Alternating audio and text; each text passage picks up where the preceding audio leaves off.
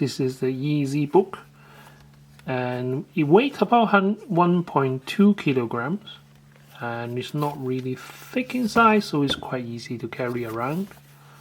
On this end of the laptop you have HDMI port, USB port, and the power inlet, which is powered by a 3-pin plug adapter like this with a generous amount of cable and a 90-degree connector, so that goes in there, and it charges up the laptop and to power it at the same time. Battery wise, lasts about 4 hours under full load. On the other end you have another USB port here, a micro SD card slot, and also a full-size headphone jack. On the bottom here there's a cover where you put your SSD slot. It already have 250 GB of storage and 8 GB of RAM. EZbook X3, and use a 12 volt 3 amp power supply. Super lightweight because of the plastic construction on top and bottom. 2 speakers on the bottom of your laptop, and to open it you just flip. You already have Windows 10 installed. All you need to do is to make sure you update multimedia. Let's say if you want to watch some YouTube video. The screen is really nice in terms of brightness. Here in the studio we got full studio light on. You can see some glare there, but actually this is a exaggeration because my spotlight is really bright. And this one have kind of a frosted screen, so it doesn't really have that bad reflection. For example, you won't really see the camera or myself, even though we are head on at 90 degrees with the screen. Viewing angle is excellent as well. You can see clearly all the way from edge to edge. 2 million square miles of lush green hide centuries-old cities riddled with mysteries.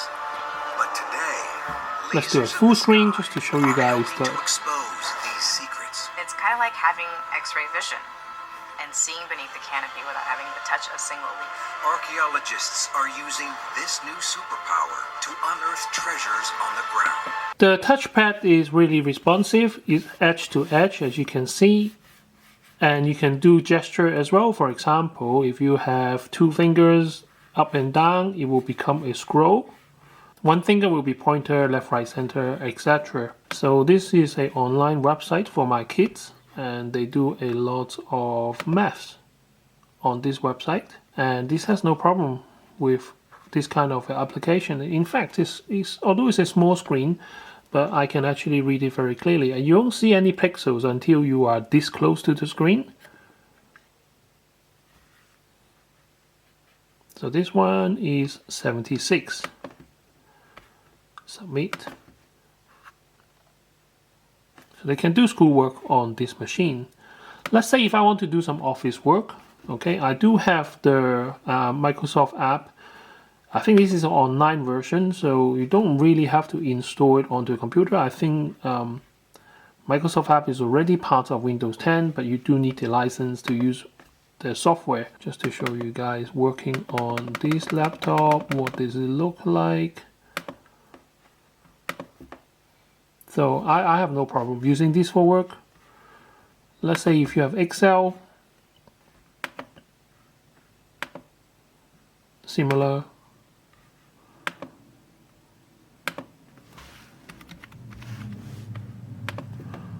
No problem. So Word, Excel, this one can help you do some work. So if you want to edit video or do some creative writing, drawing stuff, no problem.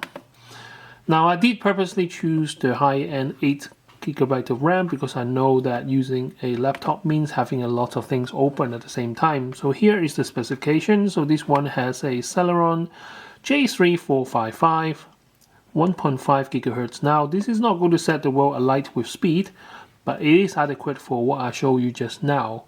8 GB of RAM installed, which is really important to have multitasking environment. The keyboard itself, natively this is not a UK keyboard, so you have American layout, so you got $sign and the @ sign as such, and they come with this kind of a dust cover overlay thing, which I quite like. And this one here have pound sign here and @ sign over here, so as soon as As long as you choose the UK keyboard layout, then you'll be fine with finding your way around.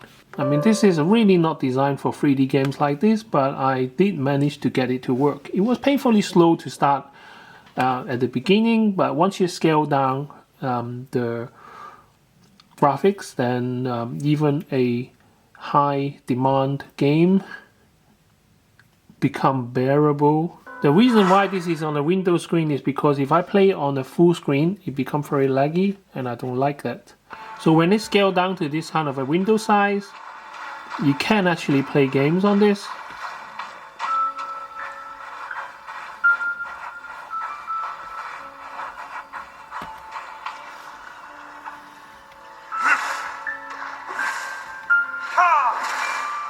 I have to say, this is probably the weak point of this computer.